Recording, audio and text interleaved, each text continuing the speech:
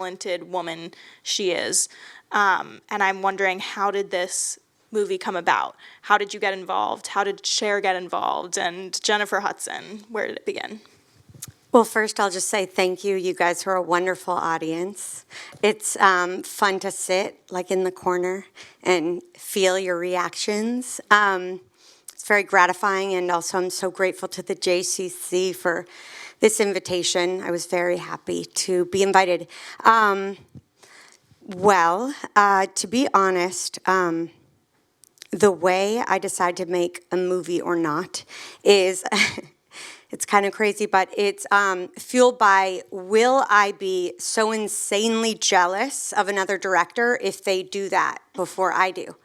So with my first film, First Position, other directors were going to do it, and I was like, it has to be mine. And this was another film where other directors were, in play, and I said, this also has to be mine. So it's a bit of kismet or beshert to make this film. I feel like she's such a fascinating, complex person. So I like when maybe you think the story's about one thing and then it completely transforms into another thing. I thought it was really interesting that you might have never heard her name before, but then every time a hit plays, you're like, she did that, she did that, she did that. So it's fun to learn about people who are not the people in the spotlight.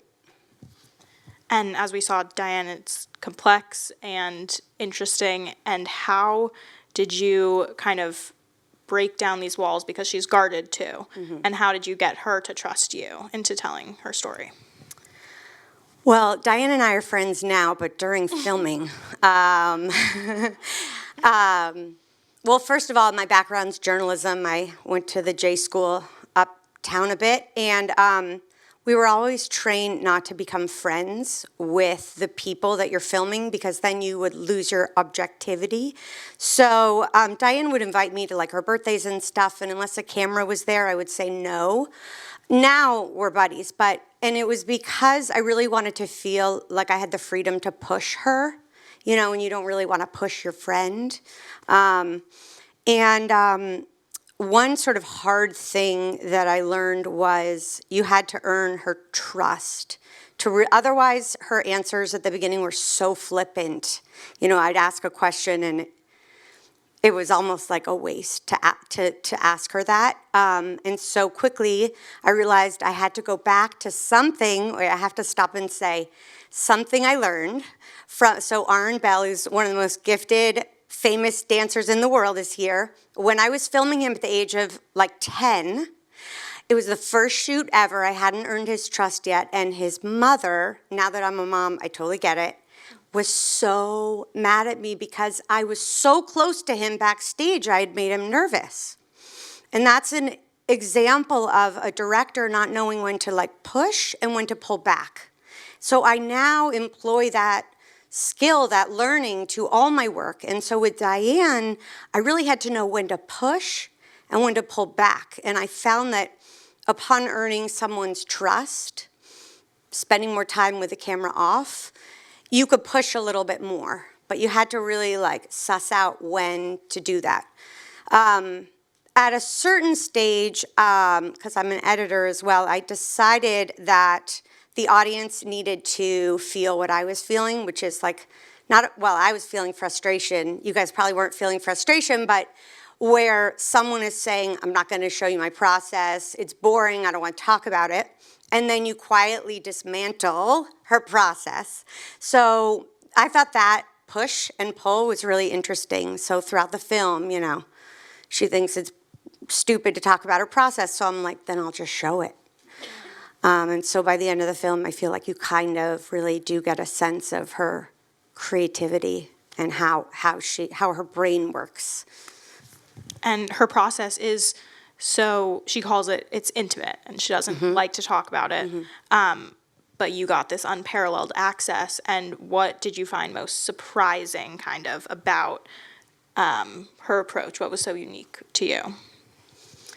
So the first thing I didn't know, she hadn't actually made it public to anyone because she doesn't find this interesting. I didn't know she was on the spectrum, which actually was so useful for me to know because she would do this thing, which actually one of our camera people walked off set once because he felt that Diane was being disrespectful because she'd say, I'll give you 2 hours, and then after an hour, she would just disappear to go write songs. And I realized she has this anxiety that creeps up when she's away from her art for too many hours in the day. And maybe part of that's being on the spectrum. Maybe it's just that she's the most passionate human being in the world, but it's really like I have to do this thing, and when you pull me away from it for too long, I'm going to explode. So as a result, we completely reshaped the architecture of our days so that I would think to myself, how do I reshape this day so that if she disappears, I still have things to film? And that was, I hope I'm answering your question a bit. But Definitely. Has Diane seen this film? What are her reactions? So Diane has seen this film. She's seen it twice, 2 to 3 times now. So at the premiere, so the film comes out in theaters in 2 days, which is very exciting. And she'll watch it again because a lot of the people who are in it are finally seeing it for the first time. So that will be really interesting. I'm going to sit sort of like diagonally. I just want to watch her face during it. But at our premiere, which was at South by Southwest Film Festival, it was really the first time she saw it with an audience. And we go backstage for the Q&A after. And there's tears. Now, this is a woman who tries to show no emotion, right? There's tears streaming down her face. And she goes, can I swear? No one's recording. Yes. You fucking bitch. You made me cry. So she was moved. And, it's hard seeing yourself so big on camera, right? So part of the time you're looking, you're like, oh, God, why did I wear that outfit? But if you can break through that self-consciousness, then she realized she's very powerful. I think she's kind of a miracle to overcome very little support. Because usually, there were a lot of doors that closed. So 99% of people would be like, okay, I'm not talented. I'm going to become a secretary. But she didn't. Before I make you a part of the conversation, I just have a last question. She is shortlisted for this year's Oscars for a song called "The Journey" from the 688. Do you know, after her past honorary win, what are her feelings going into this year? Do you know anything about that? So her honorary Oscar, she was really, really excited by because she was the first songwriter ever to receive that. But it's kind of like a Lifetime Achievement Award.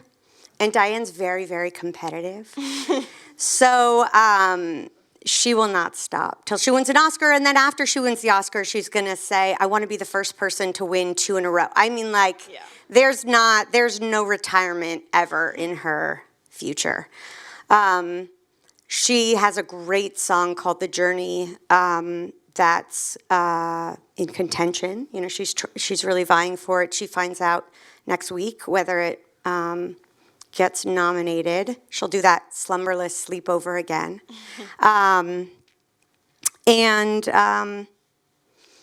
And yeah, she's so much more than just her awards. I think she knows that, but you always gotta prove your mom wrong. She's got to prove her mom wrong, right?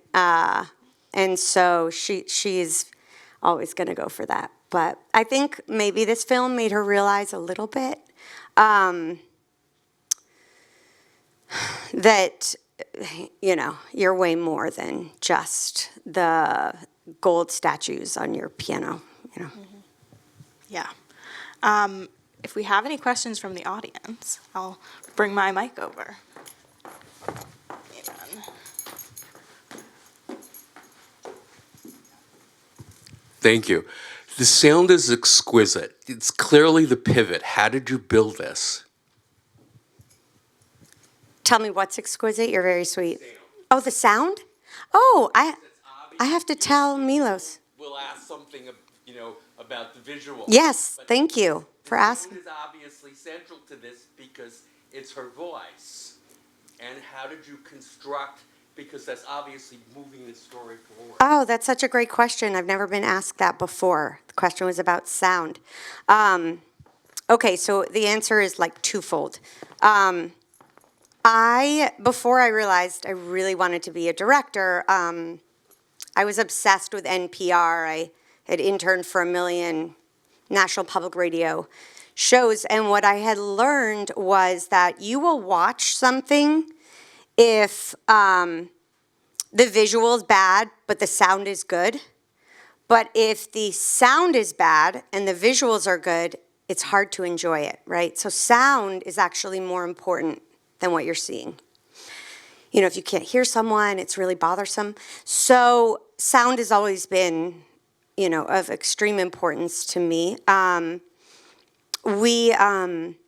There are some subtle things, like, for example, her voice, which was horrible, has really improved over time. So I liked hearing her demo, which I made them find somewhere. And then, did you hear her sing the Aerosmith song? And her voice was actually quite pleasant. So she has really, worked on that. She almost was tone deaf, years ago, decades and decades ago. But that's why she never wanted to be like a famous singer. That was never in the cards.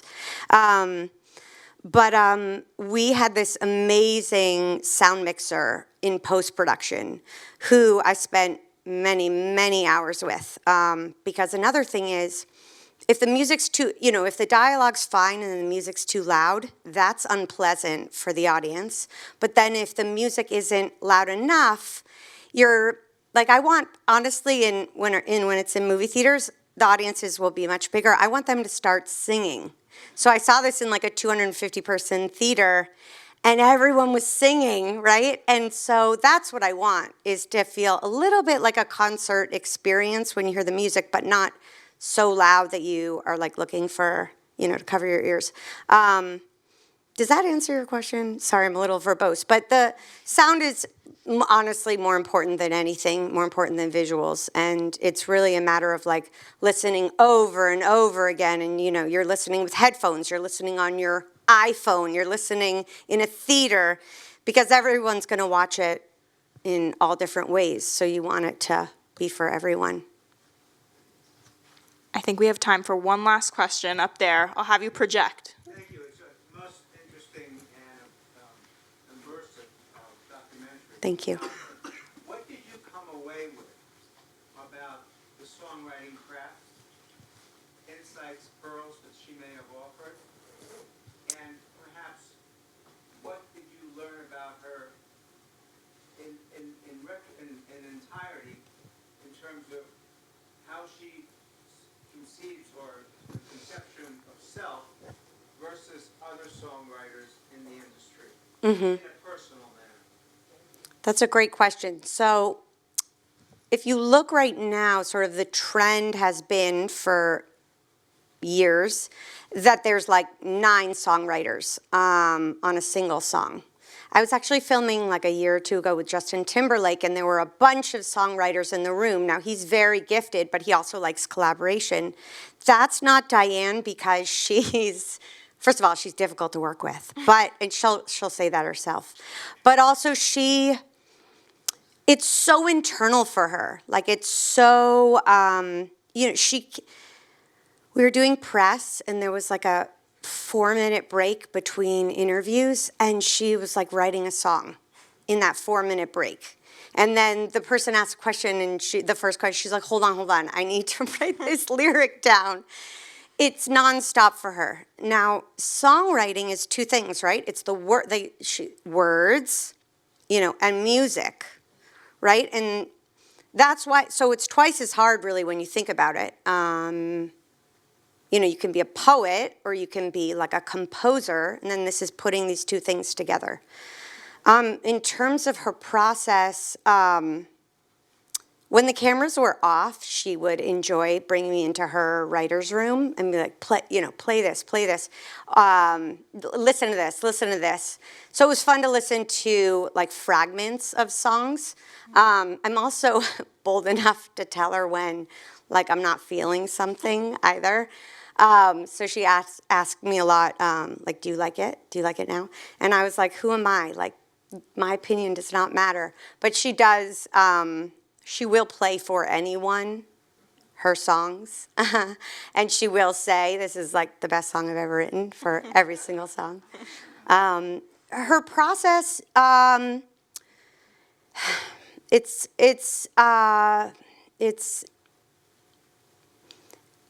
love that there's a debate I have in the film where someone says it's fantasy and then the next person says she doesn't have fantasies at all about, it's this clash. Where is this coming from? Diane's talking about method acting, but I also think like part of her, there are pieces, everyone should think this, there are pieces of you in all of your work, right? So maybe some, there's bits of her in every song, even if she's writing from her imagination. There really is. Which is why we had her write the original song for this film be far more focused on her own story rather than everyone's story.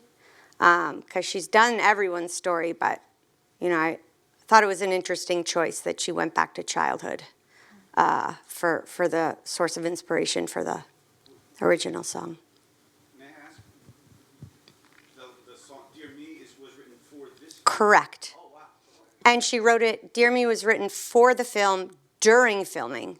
So when I first met her, she only had like one line of the song, and it's in the movie when you're in her childhood home. She goes into that bathroom, and she, at the end, is like humming because she doesn't remember what the words are yet. Like they haven't fully been finished yet. That was the song she was working on. Yeah. Bess, thank you so much. Thank This you. was incredible.